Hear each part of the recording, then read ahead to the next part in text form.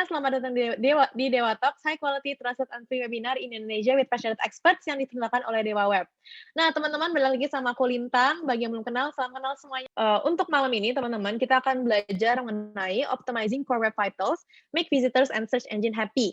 Nah, untuk malam ini kita sudah mengundang Pak Arya Diratara, co-founder dari Think Web Dev. Ya, makasih Mbak Lintang.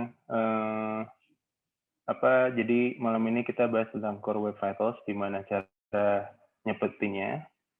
Kalau boleh dibantu info di chat mungkin ya. Di sini websitenya pada custom sendiri atau pakai WordPress?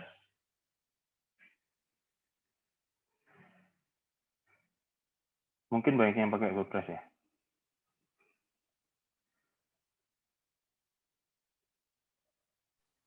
Tuh kan, baik WordPress-nya. Oke. WordPress Elementor. Shopify. Oke. WordPress. Custom sendiri, hebat.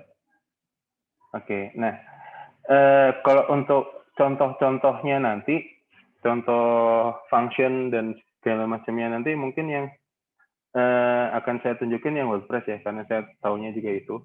Kalau yang custom sendiri harusnya malah lebih mudah karena ya tinggal di custom juga aja cara-caranya nanti gitu.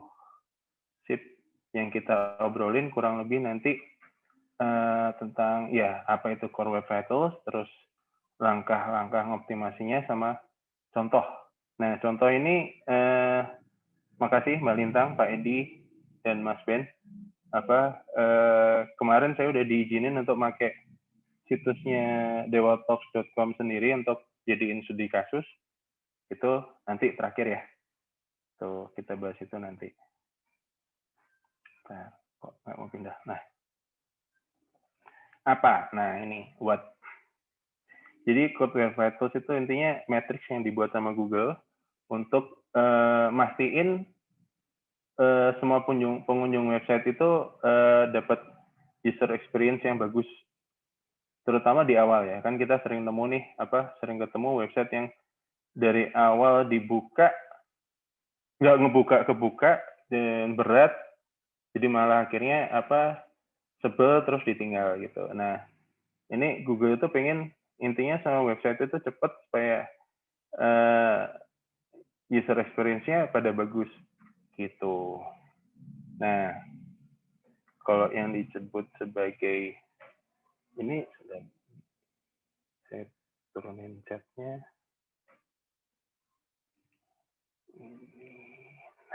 Oke. Ya. Nah, ini 3 kolom ini yang disebut core web vitals sebenarnya. Ada LCP, largest contentful pane, ada FID, ada CLS juga. Nah, untuk LCP ini kurang lebih dia ngitung ya kecepatan pertama waktu website diakses ya, kayak yang tadi itu seberapa cepat website itu kebuka waktu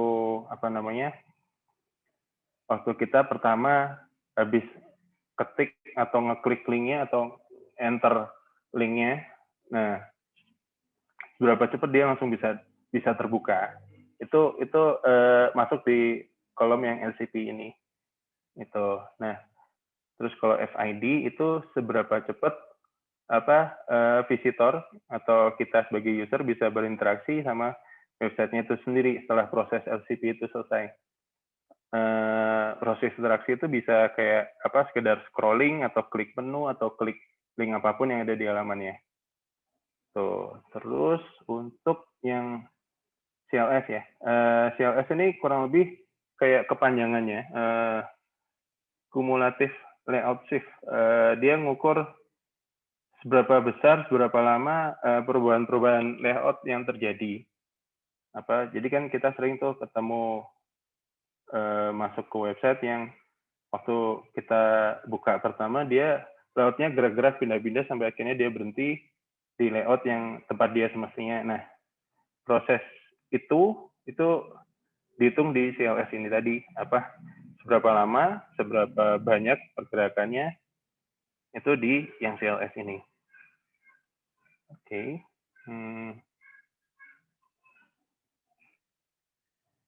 Nah, yang paling penting sebenarnya dari semuanya, dari untuk masalah core web vitals ini itu di area above the fold ya.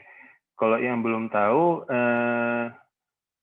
terutama di pembahasan desain website itu ada above the fold area sama below the fold area. Above the fold area itu ini ada ilustrasi bagus. Nah, kurang lebih first on screen, apapun yang terlihat pertama kali waktu website itu diakses. Kalau di laptop ya kurang lebih bentuknya seperti itu, seperti yang di presentasinya ini yang kotak merah. Kalau di HP juga yang pertama kelihatan di HP awal sebelum kita scroll intinya. Itu kalau below the fold-nya ya semua yang di bawah above the fold itu termasuk below the fold. Contohnya misalnya untuk di website aslinya kurang lebih misalnya dewatalks.com ya. Nah, area above the fold-nya ini kebuka website-nya Dewatalks kan, Mbak ya? Mbak. Kebuka. Oke. Maaf. Nah, ya, area above the fold-nya itu yang pertama kelihatan ini. Ini adalah above the fold. Di bawahnya ini itu below the fold. Nah, yang terpenting sebenarnya area ini yang perlu kita optimasi banget karena dari ketiga matriks tadi, itu scoringnya 90% berdasarkan ini. Dan apa yang maksudnya berdasarkan area above the fold ini. Oke, lanjut dulu. Nah, sekarang kita masuk ke langkah.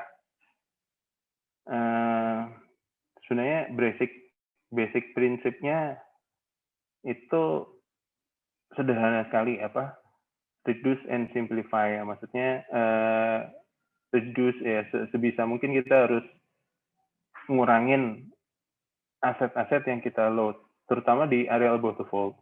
Itu terus untuk simplify-nya sebisa mungkin ya kita harus bisa buat website itu strukturnya sesederhana mungkin. Nggak usah yang terlalu fancy, nggak usah yang terlalu aneh-aneh. Kalau misalnya di ThinkWeb itu walaupun nggak selalu sukses meyakinkan klien seperti itu ya, tapi prinsipnya kita make website that converts, bukan yang fancy website gitu. Kita bikin yang bagus ya, kita tetap pasti berusaha bagus ya, tapi bukan yang fancy kebanyakan fungsi-fungsi yang nggak perlu gitu. Karena seringnya fungsi yang nggak perlu itu juga nggak converting ke sales gitu loh. Gitu. Nah, masuk ke langkah pertama. Apa namanya? Inline critical CSS ya, jadi tadi kita udah bahas above the fold. Nah, above the fold ini area yang perlu load-nya cepat. Jadi dia perlu stylingnya itu sebisa mungkin terjadi secepat mungkin. Nah, kalau misalnya dia stylingnya berada dalam satu file CSS, apalagi kalau asetnya yang lain sudah banyak, itu area above the fold-nya akan lama terbentuknya. Ya mulai dari warna, layouting, sama gambarnya munculnya juga lama. Nah, ini makanya ada metode kita inlining critical CSS. Critical CSS itu ya intinya semua CSS yang ada yang diperluin untuk membentuk area above the fold section. Nah, itu kita inline. Contoh inline-nya kayak yang di gambar kiri ini, sebenarnya sama aja kayak CSS yang lain, cuman inline itu kita wrap dalam beberapa style dan kita taruh di head section gitu. Nah, bikin critical CSS ini bisa kita lakuin manual jelas bisa. Sama pakai ada situs-situs seperti ini nih. Settlocity sama Pegasus ya. Bentar, kita praktekin. Settlocity. Misalnya kita pilih yang Settlocity ya. Nah, kita tinggal copy and paste URL-nya, terus kita generate. Kita coba lagi yang satunya sambil nunggu dia bekerja. Oke, klik aja start now. Ini keduanya free ya. Banyak online tools yang lain banyak, monggo googling aja. Nah, copy paste lagi, generate. Oke, kita lihat yang ini. Oh, masih bekerja. Jadi dia proses online tools untuk bikin critical path CSS ini kerjanya dia scanning dulu HTML yang ada di halaman website kita, terus dia kumpulin, dia scan juga semua file CSS yang ada. Nah, terus setiap kelas yang muncul di HTML-nya dia simpan, kelas yang nggak ada di HTML-nya dia buang. Itu terutama yang di area above the fold. Saya kurang paham persisnya mereka memutuskan area above the fold sama yang nggak above the fold yang mana. Tapi nih terbentuk ini adalah biar enak.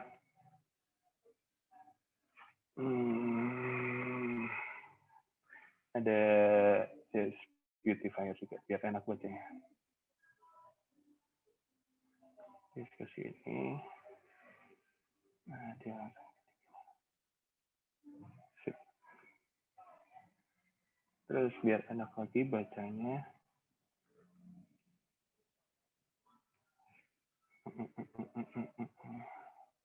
Nah, ini dia.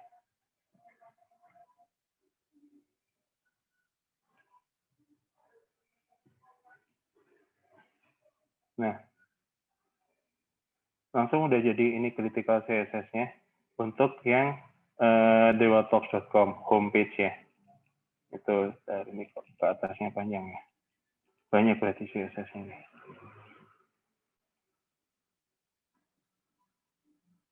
Nah, ini muncul juga. Sip. Nah, ini critical CSS-nya nih. Seperti biasa, kalau standar yang basic dari CSS pasti ada HTML, body, bla bla bla. Itu. Nah, ini ada critical CSS-nya. Terus kita cek yang ini udah terbentuk juga belum? Sama, sudah terbentuk. Kurang lebih nanti akan sama hasilnya. Kita beautify lagi biar enak bacanya.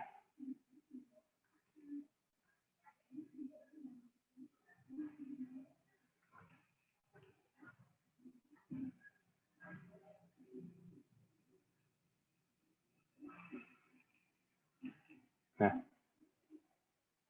ya, seingat saya tadi kurang lebih sama persis. Maksudnya tadi saya bikin namanya bukain text compare ya. Oke, udah. Jadi gitu untuk bikin critical CSS itu kalau mau yang pakai online tools kayak gitu. Nah, yang saya nggak ngerti adalah gimana mereka si online tools ini mutusin bahwa yang ini adalah CSS untuk area above the fold, yang ini enggak. Itu kenapa makanya seringnya jatuhnya critical CSS yang terbuat oleh tools online ini jadi banyak sekali. Gitu. Kalau saya seringnya ngelakuin itu manual. Ya caranya kita inspect aja elemennya. Gitu. Kita inspect elemen. Ini kan mulai dari CSS yang di area itu top bar itu kita copy paste ke satu tempat semuanya. Ini kan bisa kita ambil, kita copy paste ke satu tempat sampai intinya cuma area above the fold ini aja kita simpan. Jadi itu kalau mau bikin manual critical CSS gitu. Seringnya jatuhnya memang akan lebih rumit, tapi maksudnya lebih rumit tuh waktunya akan jadi lebih lama. Tapi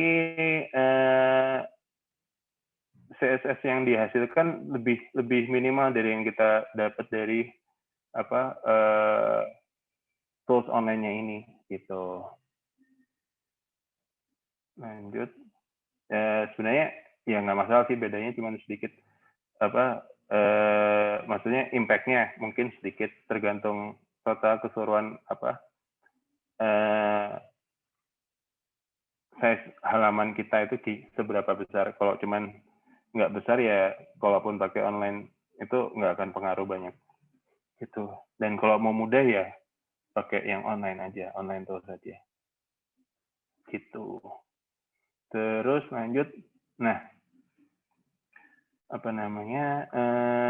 cek, kita perlu habis tadi bikin critical CSS, ini yang langkah selanjutnya kita perlu perlu ngecek aset-aset apa yang di-load oleh website kita nih. Pakai cara termudahnya pakai GTmetrix, ngecek via waterfall tab-nya GTmetrix ini. Bentar, mari kita praktekin lagi GTmetrix.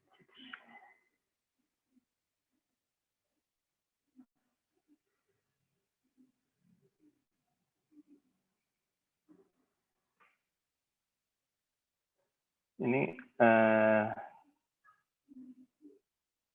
langkah ini agak nyambung sama yang langkah setelah ini. Tunggu.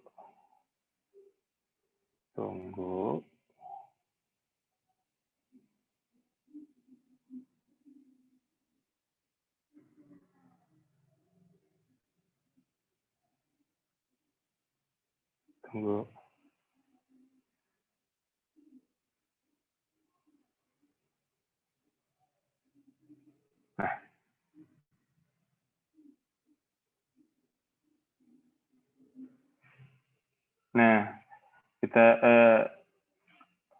waktu tesnya udah selesai, akan muncul summary, performance, structure, waterfall, video, history itu, tab-tabnya itu. Nah, buka di waterfall tab. Ini cara termudah dan ternyaman untuk melihat aset yang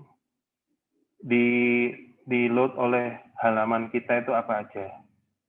Itu paling cepat ini caranya. Cara lain bisa kita lakuin pakai inspect element manual ya. Terus pakai coverage tab ini kita cek. Nah, ini juga bisa. Cuman ya kalau lebih nyaman melihatnya pakai yang GTmetrix waterfall tabs. Nah, tapi yang ini tadi akan kita perluin di maaf Mbak Lintang, kalau yang ini juga kelihatan ya yang ada merah-merahnya nih. Yang tab-tab lainnya. Oh, iya bukan Pak Are maksudnya. Bukan. Enggak, ini yang saya kan buka inspect elements nih. Ini Oh, juga muncul kan? nggak muncul inspect elements ya Pak Arya. Oke, kalau saya giniin, sebentar. Hanya browsernya aja Pak dengan website. Hanya browser halaman buka halaman Dewa Talks-nya ya? Iya, betul. Oke, kalau saya sampingnya. Mungkin ke bawah ya. Ini sekaligus sampai selanjutnya. Mesti share screen-nya yang itu kali Mas, yang share desktop ya.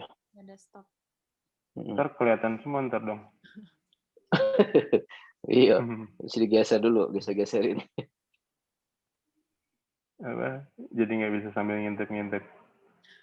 Ntar. Nah, ini pasti muncul kan nih merah-merah di bawah. Udah sekarang aman. Nah,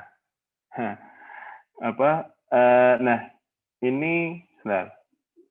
Ini step selanjutnya sebenarnya. Nah, step selanjutnya habis kita cek tadi asetnya apa aja, kita identifikasiin unused aset baik CSS maupun JavaScript ya. Nah, caranya itu tadi buka inspect elements di websitenya, terus show coverage ya. Nanti akan keluar ini. Mana mouse-nya kok nggak muncul? Nah, ini show coverage. Nah, yang merah-merah ini adalah unused baik unused yang baik unused CSS maupun unused JavaScript. Gitu. Ini intinya yang nggak kepake. Yang kepake itu yang hijau-hijau ini. Nah, bisa kelihatan sebenarnya dari aset-aset yang kita load itu banyak yang nggak kita pakai. Ada yang benar-benar nggak kepake, ada yang kepake cuma sedikit, ada yang kepake cuma separuh. Nah, cara ngeceknya dari sini. Itu paling gampang cara ngeceknya dari sini. Oh, itu. Sebentar. Misalnya nih, kita filter CSS. Nah, ada apa namanya CSS kalau yang Elementor kita bahasnya nanti ya. Elementor ini makanya sebaiknya dihindari aja. Jadi dia ngeload dua CSS besar. Ini yang satu yang free, yang satunya yang dari yang pro. Itu dua-duanya di atas 100. Yang pro bahkan sampai 200 kilobyte. Dan yang kepake hijaunya cuma segini loh. Dikit banget. Nah, itu terus ini juga di sini ada apa CSS defaultnya dari tim 2020 itu juga nyaris nggak kepake 97%. Terus ada, nah kalau block library ini CSS-nya Gutenberg library. Kalau misalnya pakai Elementor ini bisa dihapus aja sekalian nanti. Nah, sebentar. Kita balik ke presentasi. Nah, tadi udah bisa ngelihat cara ngecek apa unused asset ya. Nah, sekarang kita lanjut. Nah, gimana kita handle unused CSS? Basicnya ada dua cara ini.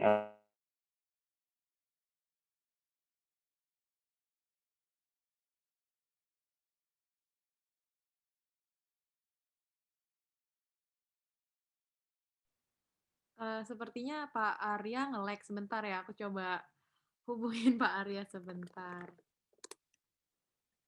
Sebentar ya guys.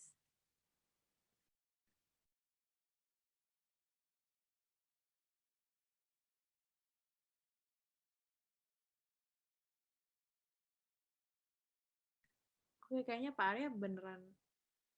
Ini beneran jaringan Pak Arya. Jadi mau ditunggu ya guys. Mungkin sambil nunggu Pak Arya balik online lagi, aku mau remind kalian. Nah, kan ke disconnect.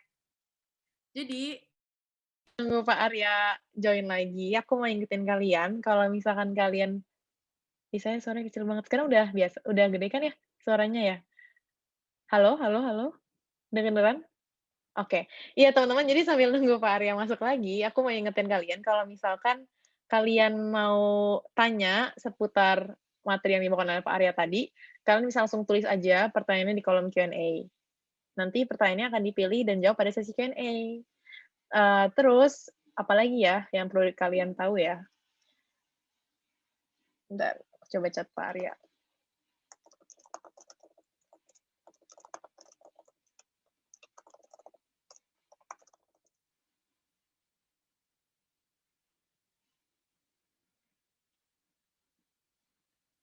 Nah, terus kita juga ada, oke, balik lagi Pak Arya.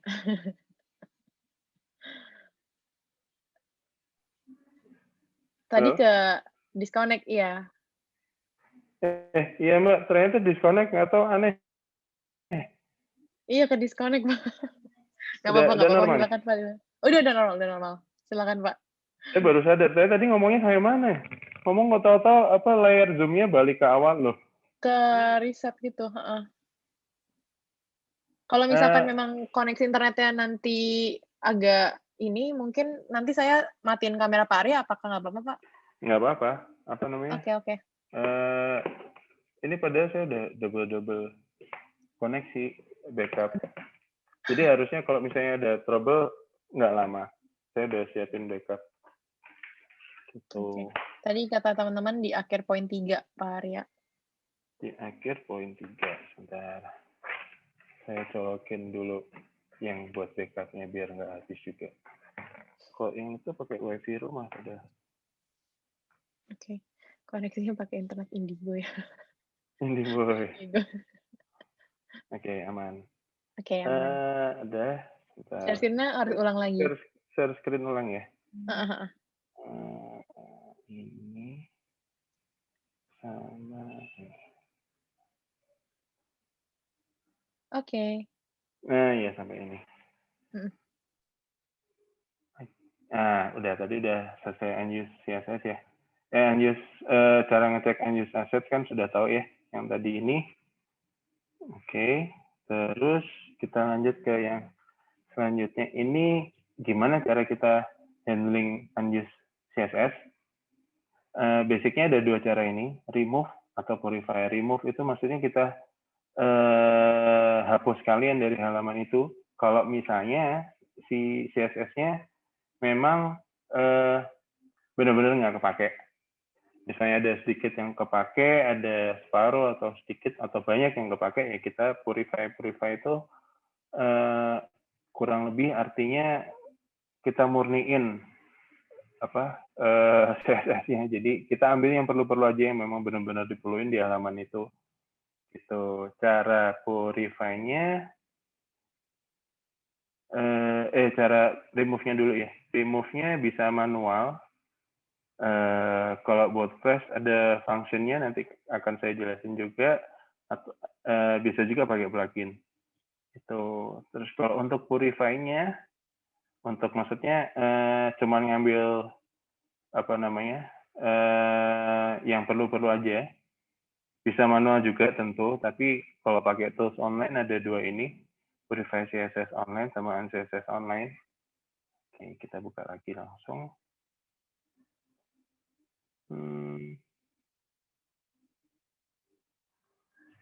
UnCSS. Loh.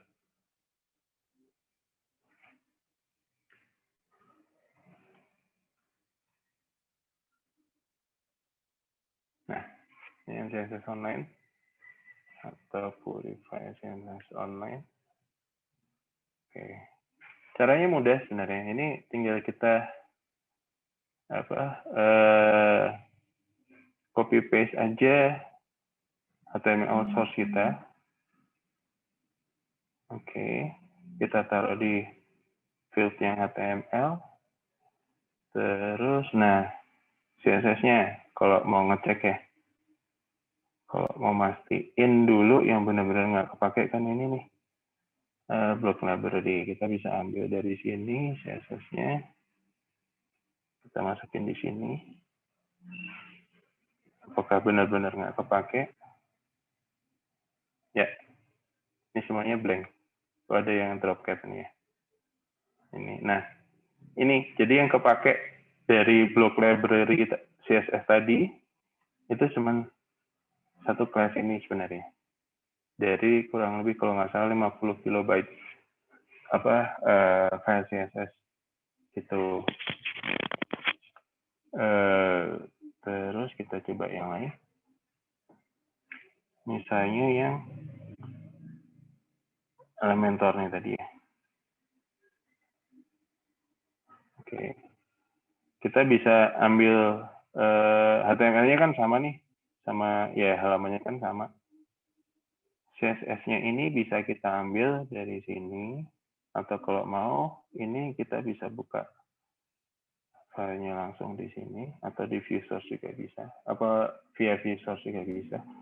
Nah, ini file CSS-nya Elementor Pro itu yang default-nya, dasarnya itu seperti ini. Sebanyak ini. Terus coba kita paste ke sini.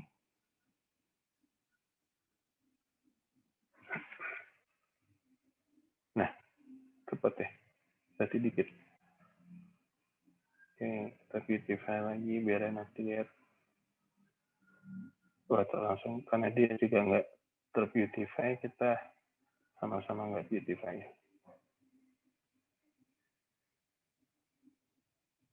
Scrollingnya cepet banget jadinya. Coba kalau yang dari file aslinya, iya sebanyak ini nih. Scrollingnya jadi banyak. Itu.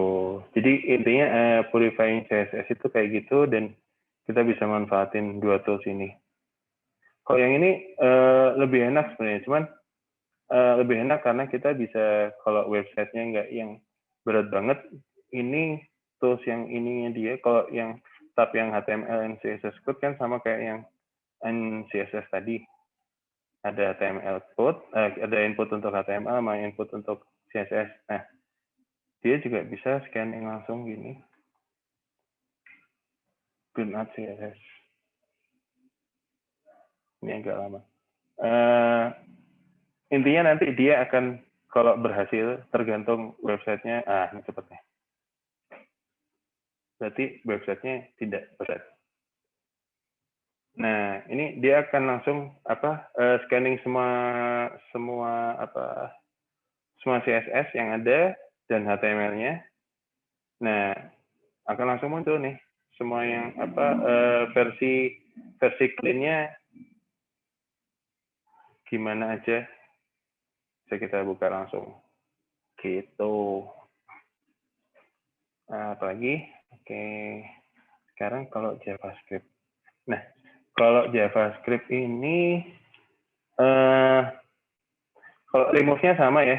Kalau misalnya memang benar-benar nggak kepake, remove aja. Atau misalnya cuman kepake 1 atau 2%, itu biasanya cuman 1-2% dalam JavaScript-nya itu cuman komen-komen sederhana dari si pembuat JavaScript-nya.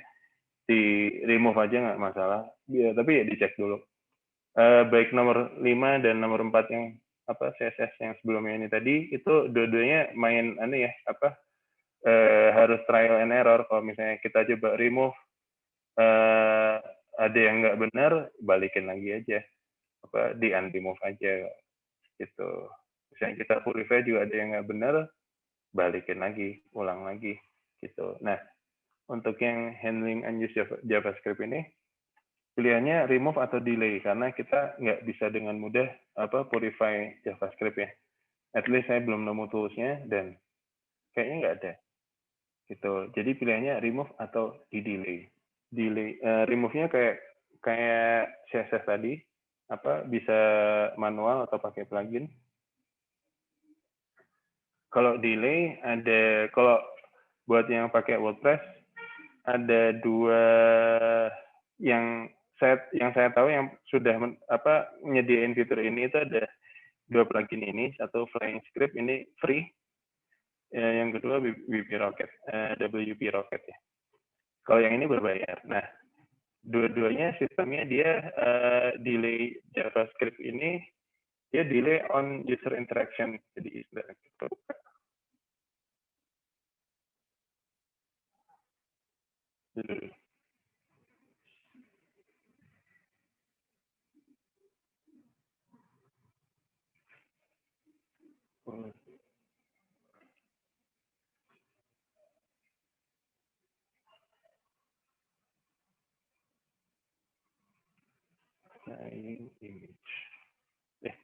Flying Scripts.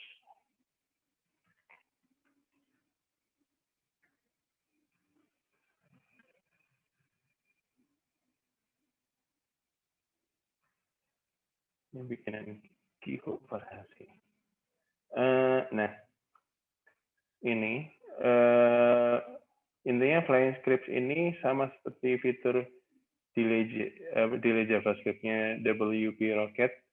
Sebenarnya ini duluan sih, sebelum yang WP Rocket, sudah terus terang mereka niru ini. Dia ngehold load-nya JavaScript sampai ada first user interaction. Jadi misalnya pertama ini ke akses selesai ya, itu JavaScript itu tetap nggak akan berjalan sampai ada first user interaction. First user interaction-nya itu bisa sekedar mouse ini tergerakkan sedikit aja, sekedar scroll, atau cuma sekedar gerak sedikit, itu langsung script-nya jalan, tereksekusi. Gitu. Nah, kalau untuk JavaScript pakai kayak gitu, dan itu caranya gampang banget. kita tinggal taruh parameternya apa JavaScript yang mau kita delay, misalnya namanya anggap aja jQuery ya, jQuery.js. Nah, ya udah itu taruh aja namanya itu jQuery.js di situ, dan dia otomatis akan jadi yang terdelay gitu. Oke, lanjut. Nah, ini cara remove asset di WordPress. Ini buat teman-teman yang pakai WordPress ya. Function sebenarnya sederhana, nggak perlu pakai plugin. Ada plugins yang biasanya yang dipakai untuk ini itu namanya asset cleanup. Cuman saya agak bingung apa. Selain saya terbiasa manual, saya sendiri bingung kalau pakai itu. Ini ya buat saya kurang, UI-nya kurang enak. Terus fiturnya banyak overlap sama fiturnya Catch plugin, jadi ya saya prefer cara manual ini aja untuk remove asset di WordPress. Sebenarnya sederhana apa remove-nya itu kalau di WordPress kuncinya di ini wp-dq style sama wp-dq script. Nah, kalau yang di areal ini, di areal yang agak lebih putih ini, Optim Style sama jQuery Core ini saya ambil contoh dari website ThinkWeb. Itu handlernya. Nah, gimana kita ngecek handlernya? Taunya dari mana? Bentar, kita buka lagi. Oke. Nah, di setiap misalnya CSS ini ya. CSS ini di setiap request untuk CSS ini block library style min CSS ini CSS-nya Gutenberg library. Nah, kita ini adalah handlernya yang di dalam quote ID ini adalah handlernya. Kita tinggal ambil ininya aja, sufiksnya CSS ini nggak perlu diikutin. Kalau JavaScript nanti juga seperti itu, ada sufiks JS di belakang, itu nggak usah diikutin. Kita ambil yang depannya aja sebelum sufiks CSS terakhir atau JSS terakhir. Biasanya kadang didouble sama si pembuat theme atau pluginnya. Gitu. Nah, kita ambil ininya, WP Block Library ini, terus, nah itu dimasukin ke yang Optim Style ini. Gitu. Atau misalnya kalau itu script JavaScript jQuery ya pakai yang ini. Ada cara yang lebih baik sebenarnya kalau untuk jQuery, tapi buat contoh aja. Gitu. Nah, wp-dq style itu kalau untuk CSS, script itu kalau untuk JavaScript. Dah, semudah itu sebenarnya kalau mau remove asset. Itu itu tadi untuk kalau mau kita remove semua aset di semua halaman di seluruh websitenya. Kalau misalnya mau di halaman tertentu aja atau di post type tertentu aja, ya bisa pakai kayak gini. Ini kalau is front page ini contohnya. Is front page ini untuk home page, untuk is page. Misalnya kita mau page tertentu, nah page ID-nya ini tinggal kita ganti dengan page ID-nya apa. Terus is single ini kalau mau ke single post, maksudnya postingan blog. Ini is product ini untuk WooCommerce. Ya, untuk produk WooCommerce. Nah, bisa kita ambil salah satu aja, atau saya kasih contoh yang langsung banyak ini untuk ngasih contoh bahwa ya ini fungsi ini bisa digabung gitu, nggak sulit. Sebenarnya kalau teman-teman bisa nguasain ini, cara remove asset, cara identify unused asset ini udah separuh jalan dari optimasi gitu. Nah, sekarang ke image. Yang sering saya temuin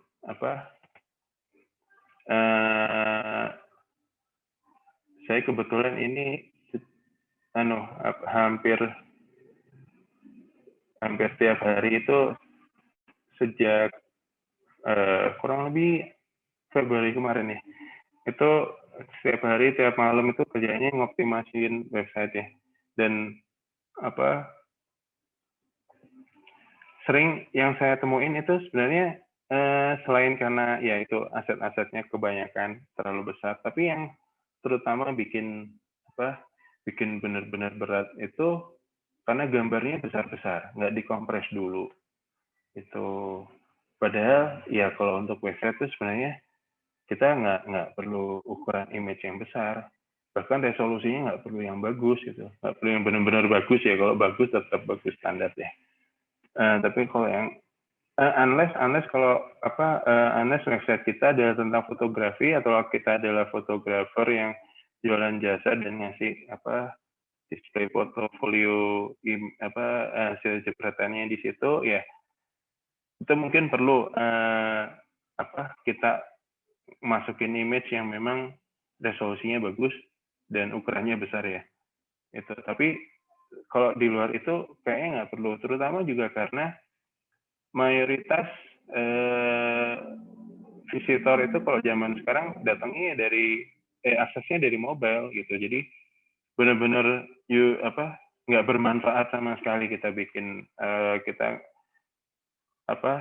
biarin browser ataupun visitor itu ngedownload gambar yang besar ukurannya.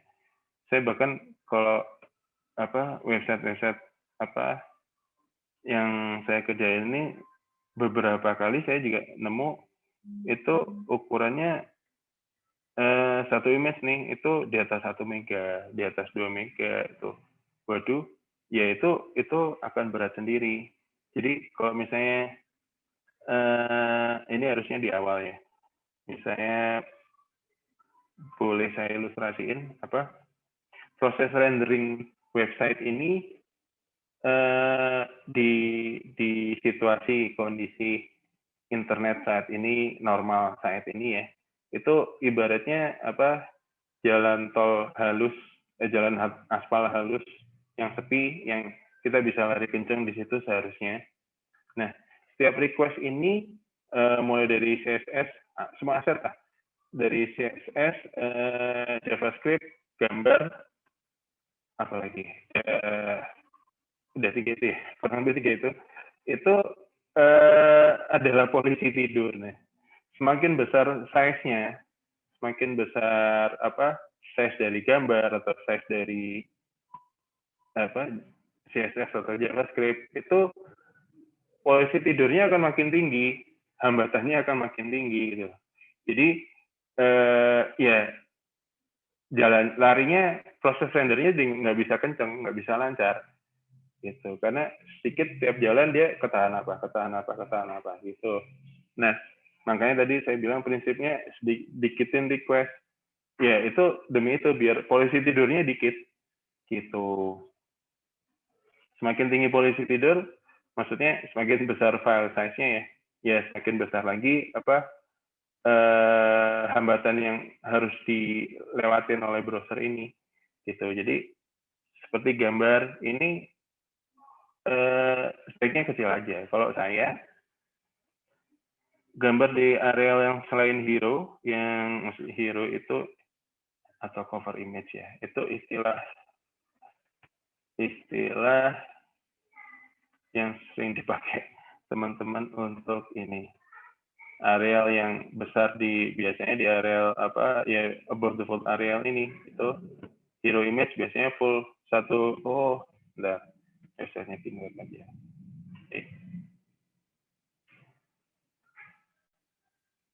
Nah, kalau ini hero image-nya kurang lebih hero background ya. Itu yang gambar pasir hitam-hitam ini. Nah, itu kalau saya maksimal 150 kilobyte. Kalau bisa di bawah 100. Nah, image-image di luar image yang untuk itu sebaiknya di bawah 100 semua. Kalau bisa di kisaran 20 atau kalau bisa di bawahnya lagi sampai maksimal 50 kilobyte saja. Jangan besar-besar. Gitu. Kita bisa untuk kompres ini kita bisa pakai online tools, ada kayak tadi sebentar. Aduh.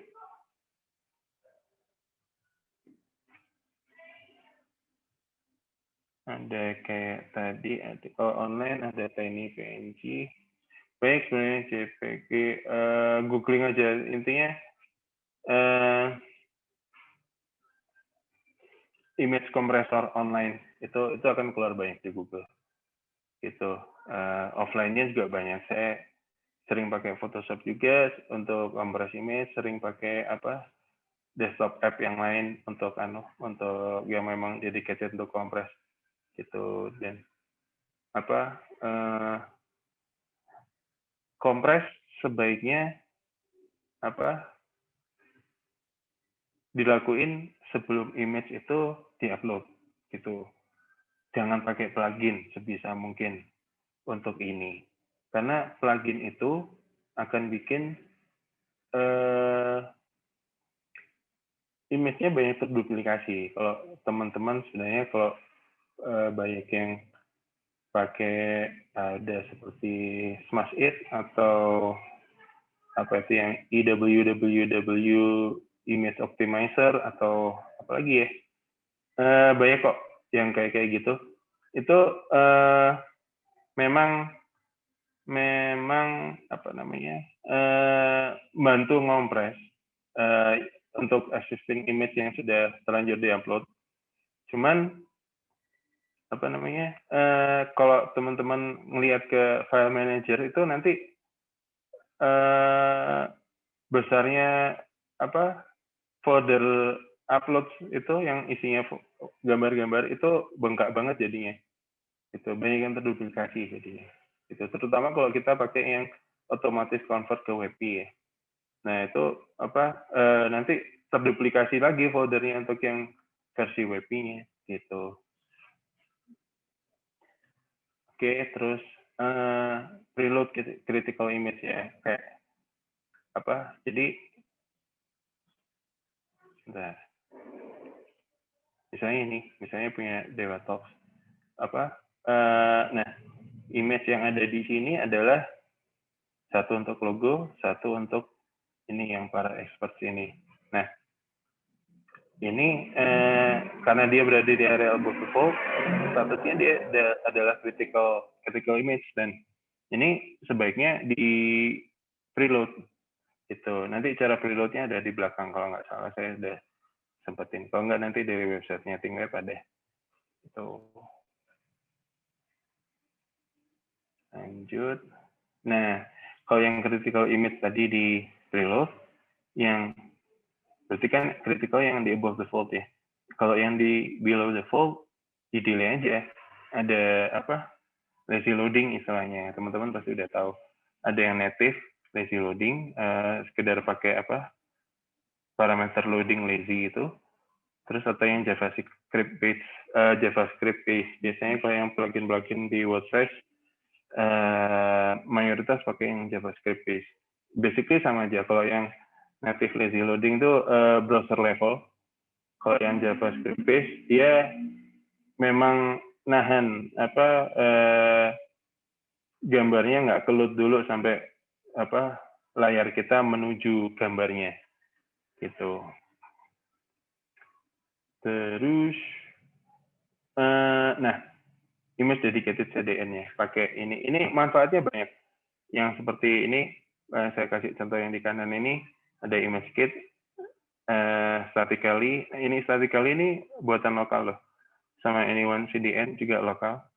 Ini saya kayaknya Anyone CDN juga, tapi image kit sama statically ini dia sekaligus juga nyediain fitur on the fly image compression. Dari mulai 80% sampai mau pilih 10% pun bisa gitu. Jadi selain kita udah kompres sebelumnya, kita juga bisa ngompres pakai ini on the fly ini. Jadi proses kompresnya itu terjadinya nggak based on server ya, on the fly aja prosesnya yang dia bikin gitu. Dan kalau nggak salah yang image kit ini saya belum pernah pakai sih saya. Maksudnya belum pernah pakai yang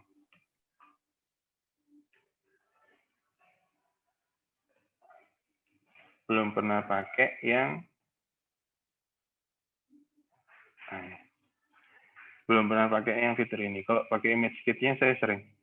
Karena dia free dan ya speed-nya oke banget. Gitu dulu. Kan ini yang saya buka kemarin.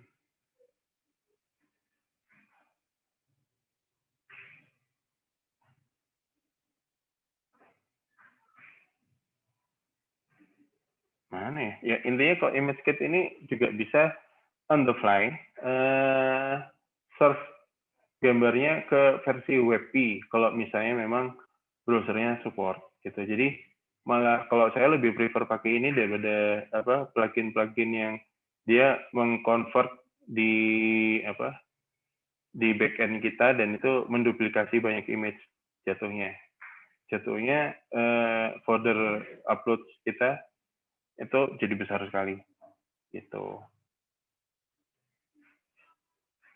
Oke, sebentar.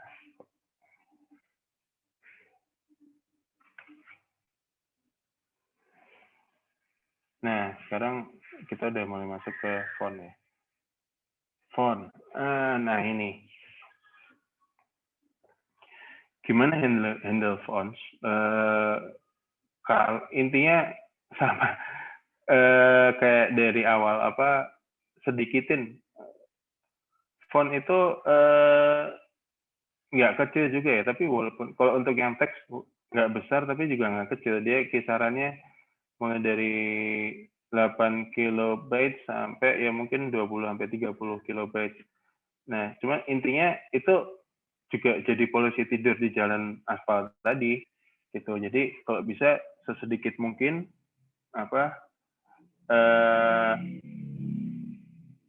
jangan pakai banyak-banyak font gitu. Terus itu kalau untuk teks, untuk icon fonts malah kalau bisa jangan pakai sama sekali. Ganti icon-iconnya pakai SVG aja. Itu lebih ringan dan kita nggak perlu ngeload banyak nggak perlu ngeload font icons yang besar-besar sekali itu. Karena misalnya kita lihat ini contoh yang di laptop tadi fonts. Nah, ini ukuran filenya ini sudah statusnya udah gzip ya. Kalau yang di GTmetrix ini udah yang gzip. Masuk gzip itu server based compression. Nah, ini udah 84 kilobytes di gzipin. Jadi hasilnya gede banget. Nah, padahal yang kita pakai, yang seringnya dipakai itu paling cuma satu icon font aja, satu karakter font aja, satu icon lah ya, istilahnya. Satu icon aja atau 2 icon aja dari file-file sebesar ini itu. Jadi sayang request yang harus dimuat oleh browsernya gitu. Terus oke. Kalaupun misalnya tetap enggak salah. Kalau misalnya kita search font ini ngambil dari Google Fonts, kalau bisa tetap di self-host font filenya, karena gimana pun self-host akan lebih cepat daripada kita ngambil dari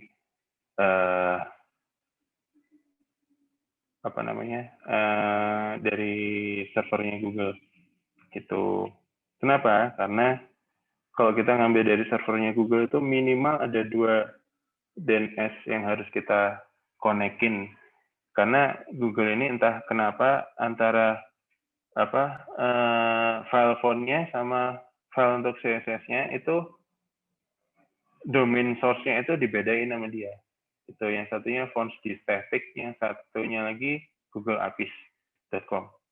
Nah, gitu. Jadi kalau best practice yang CSS-nya kita minimal kalau misalnya nggak kita self-host semuanya,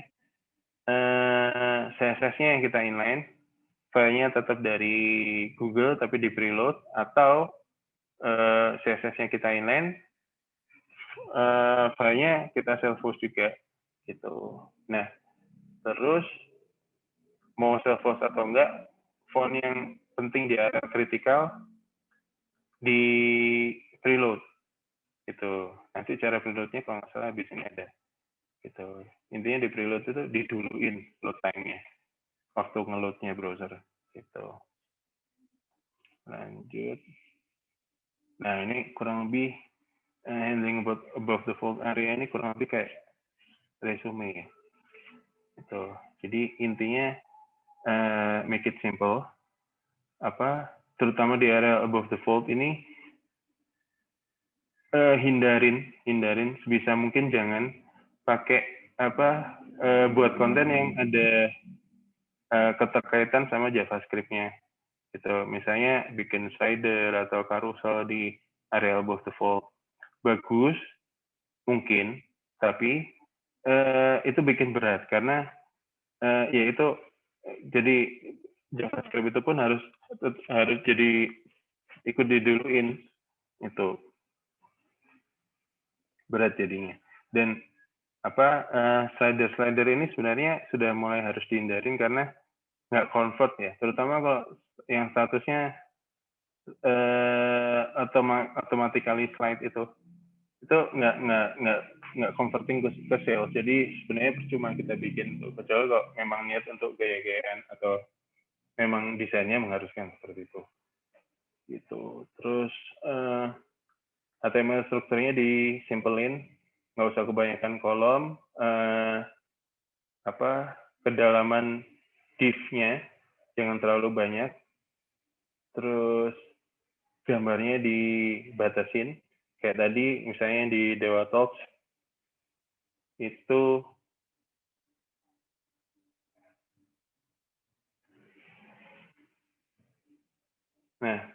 cuma ada satu gambar untuk logo, satu gambar di area above the fold. Ini sudah good practice. Sudah praktek terbaiknya yang seperti ini. Satu gambar aja di area above the fold itu, yang satunya 2 gambar ya. Satu gambar untuk logo, satu untuk yang di luar logo. Gitu. Terus, make it fast and light. Gimana biar cepat? Jadi kalau untuk ada third party resource yang kita pakai kayak Google Fonts tadi, itu kita bikin early connection-nya ke domainnya. Misalnya kalau Google Fonts itu pakai fonts Google apis.com. Nah, kita bikin early connection, nanti ada caranya habis ini kalau nggak salah. Gitu. Terus jangan combine CSS dan JavaScript karena itu akan bikin berat. Gitu. Memang request-nya jadi sedikit tapi gendut. Ya, percuma juga ya, nggak bisa lari. Itu. Terus preload any critical asset ya, mulai dari font, image, apalagi ya, font, image, udah 2 itu. CSS tapi kan sebaiknya di inline. Jadi font dan image dan mungkin JavaScript ya. Itu kalau bisa di yang memang diperluin di area kritikal di above the fold area itu di preload aja. Terus yang prinsipnya gitu, yang di area kritikal di preload, yang nggak kritikal di delay. Gitu. Terus biar ringan, minimal pakai HTML, HTML page catch. Gitu biar lebih ringan prosesnya. Terus, ini cara untuk establish third party connection tuh sebenarnya cuma perlu ini ada 2 opsi, pakai parameter pre-connect atau DNS prefetch. Itu yang ini lebih berat, ini lebih ringan. Ini kalau nggak salah dia intinya koneksinya lebih dalam ke domain yang dituju. Itu terus itu cuman perlu ngasih ini yang diganti-ganti yang di area domain name-nya ini. Misalnya kalau kayak contohnya ini yang Google Fonts, dia fonts static gitu. Kalau pre-connect contohnya seperti itu, DNS prefetch juga kayak gitu. Cuman ganti itu ya, pre-connect atau DNS prefetch terus ganti URL-nya. Arya, maaf, slide-nya nggak kelihatan, Pak. Hah? Slide-nya cuman Chrome aja. Slide-nya belum masuk ke screen-nya. Bentar, oke. Dulu. Saya ulangi.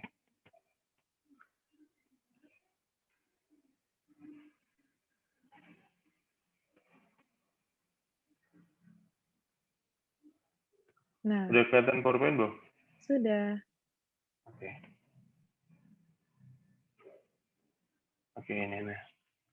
Nah, untuk yang preload files, yang ini tadi berarti ketinggalan ya? Nggak apa ya, cuman pendek. Ini toh nanti akan di-share ke kan? Ke semua peserta kan ya? Betul. Gitu.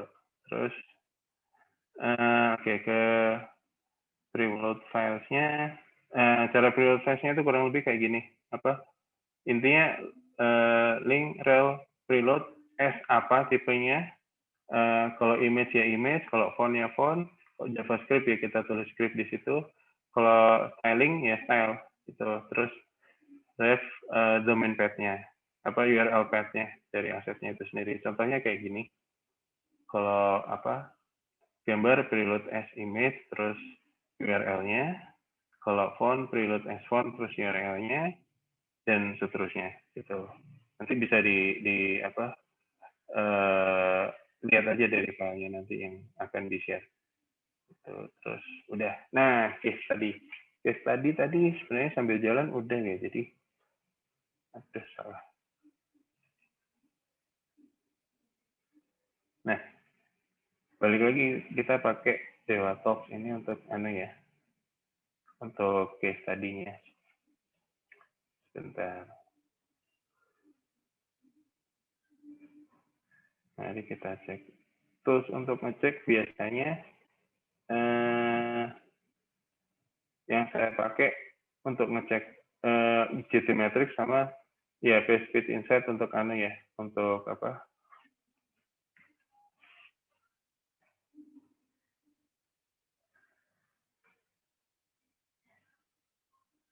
untuk ngecek core web vitals-nya sendiri. Gitu. Oke. Udah 2018. Lama juga melintang ya. Iya, soalnya udah dari lama, Pak Arya. Oke. Kalau gitu ininya nggak usah banyak-banyak. Nah ini kita cek dulu skornya dewatalks.com yang asli. Ya. Jadi semalam saya udah dibuatin staging site-nya sama Mas Ben dari Dewa Web itu. Terus jadi semalam saya coba optimasiin. Dan walaupun sudah begadang dan sampai siang tadi belum bisa maksimal gitu. Tapi ini bisa dilihat deh saya. Yang mobile score-nya masih di 26. Tapi yang di desktop-nya udah cukup bagus, udah 80 ke atas. Kemarin kalau nggak salah waktu saya ngecek di atas 90 sih. Ini mungkin lagi aja. Atau mungkin harus 2 kali. Untuk GTmetrix-nya ya seperti ini. Ini LCP-nya versi GTmetrix 1,5 detik. Gitu, sebentar. 36, naik dikit. Nah, kan 90 ke atas. Itu. Nah, saya udah jalanin langkah-langkah yang sudah saya jelasin di presentasi tadi. Itu dan hasilnya adalah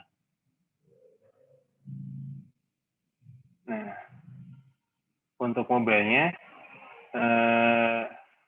saya kemarin dibuatin ini alamat websitenya kalau teman-teman mau nyoba lihat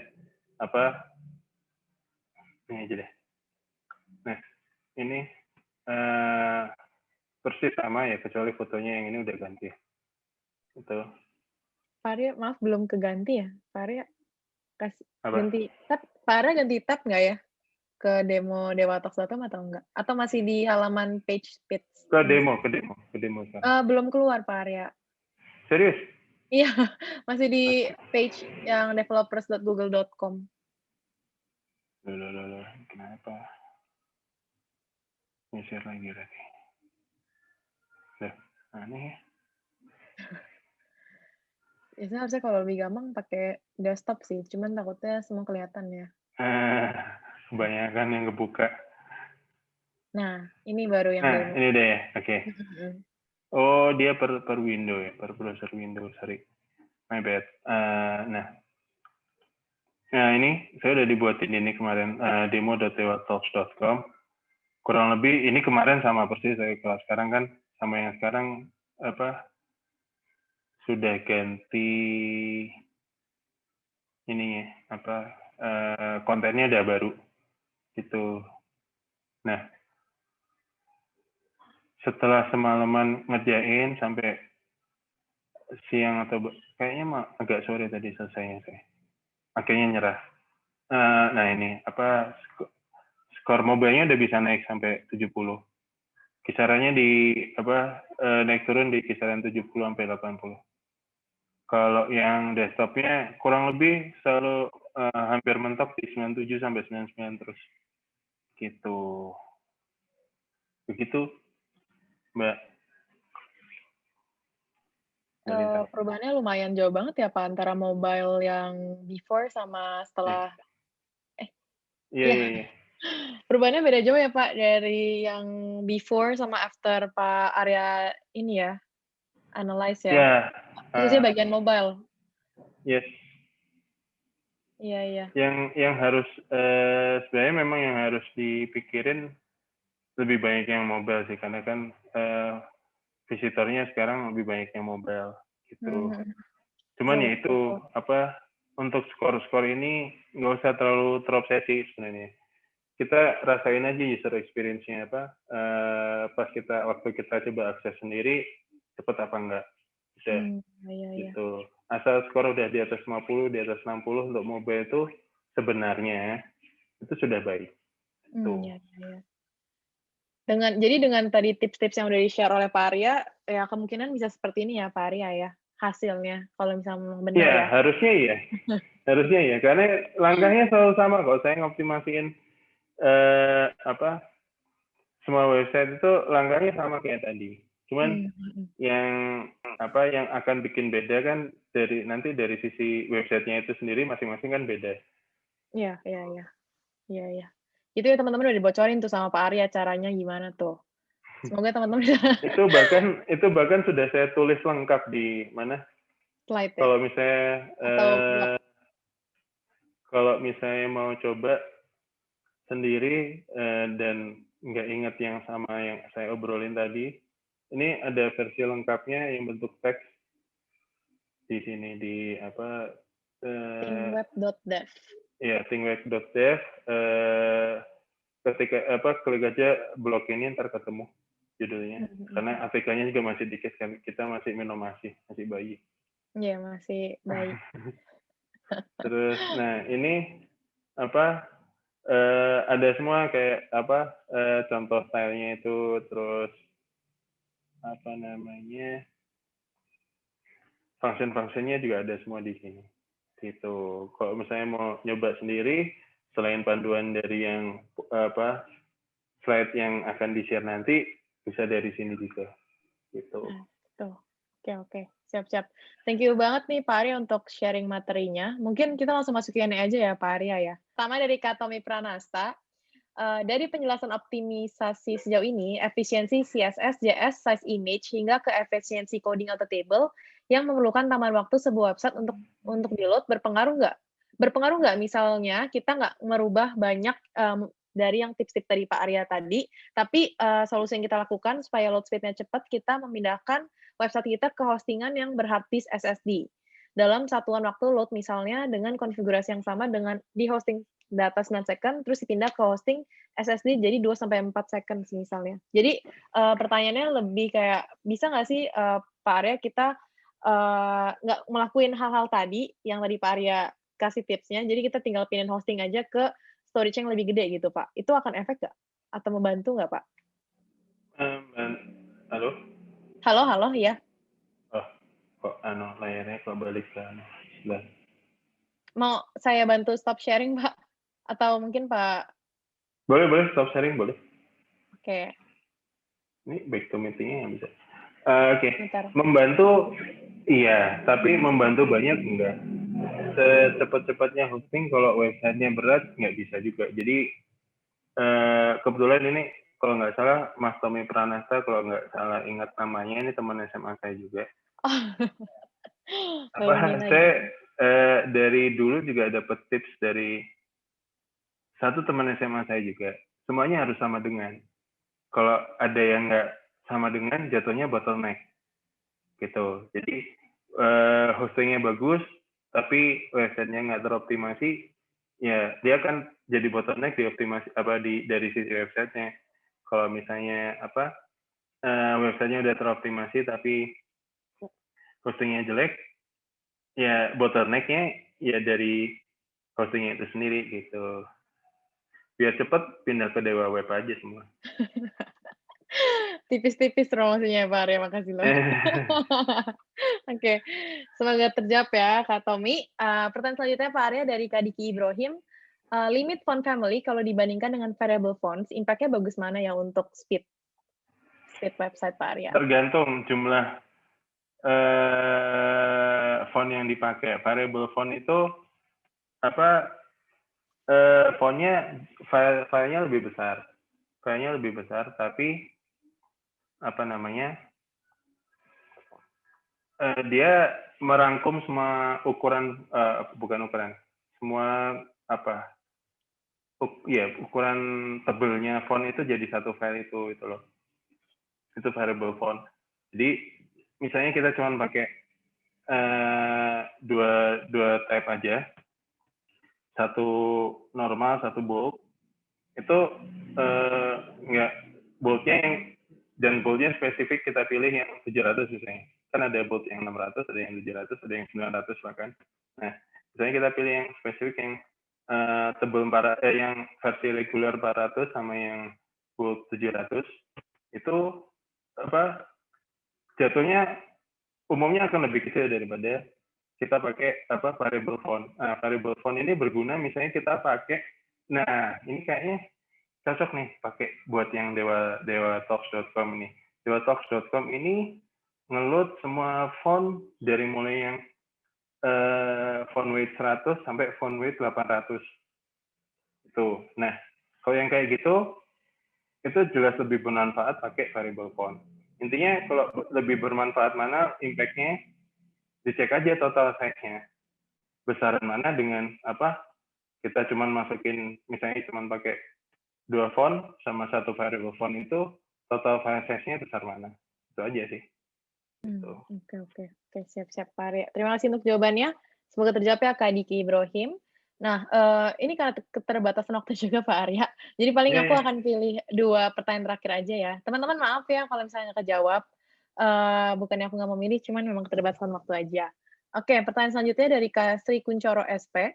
Tadi kan Pak Arya juga sempat mention mengenai salah satu caranya kan dengan mengkompres image ya Pak Arya menjadi kecil. Nah, untuk ukuran image-nya sendiri, ukuran proporsional itu berapa sih Pak Arya? Berapa kilobyte?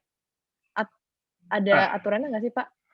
Enggak, saya tadi tapi udah jelasin. Sebenarnya tergantung ukuran kilobyte itu tergantung dari fotonya. Tapi tiap karakter foto itu hasilnya kan beda walaupun ukuran dimensinya sama. Itu karena ada berapa warna yang dipakai di foto itu. Gitu. Ada berapa space kosong di foto itu pengaruh ke size juga. Nah, tapi kalau saya selalu ngejarnya di luar yang hero atau cover image tadi, selalu di maksimal 60 kilobyte, kalau bisa malah di bawah 20 atau 30 kilobyte gitu aja. Nggak usah besar-besar. Karena basically mayoritas orang akan melihatnya dari HP, nggak akan kerasa juga. Gitu. Ya. Oke. Kalau untuk website yang punya saya pribadi, saya benar-benar kayak gitu tuh disiplin nerapinnya. Nggak, kalau masih belum di bawah 50 kilobyte, kompres lagi gitu. Tapi kalau buat klien enggak. Oke. Jadi seperti itu ya untuk mengenai kompres image, semoga terjawab. Selamat mencoba, selamat mengoptimasi. Hati-hati, mengoptimasi website itu candu. bisa kecanduan. Jadi Waduh. nggak usah terobsesi. Saya mantan pecandunya. Udah infak. Tapi nggak apa-apa Karena lah, beneran lain. kalau lagi bener-bener kumat gitu, ya kayak kemarin gara Dewa Talk saya baru tidur jam 3 sore. Waduh. Jadi merepotkan Maria, tapi makasih banyak Maria. Hai sahabat Dewa Web, video ini merupakan tayangan ulang webinar Dewa Talks yang telah diadakan beberapa waktu lalu. Kalau kamu tertarik dengan tayangan ulang webinar ini, yuk jangan sampai ketinggalan untuk ikutan webinar selanjutnya. Nantinya, selain bisa bertanya secara langsung kepada para pembicara, kamu juga bisa mendapatkan e-certificate dan juga door prize dari Dewa Talks. Mau ikutan? Caranya gampang banget. Kamu bisa langsung aja daftarkan diri kamu di dewatalks.com. Setelah itu, kamu akan terdaftar sebagai peserta webinar Dewa Talks. Eits, tenang aja, webinar ini gratis dan gak dipungut biaya sama sekali. Tunggu apa lagi? Yuk, jangan sampai ketinggalan dan aku tunggu kamu di webinar Dewa Talks selanjutnya. Cari hosting yang aman, Dewa Web.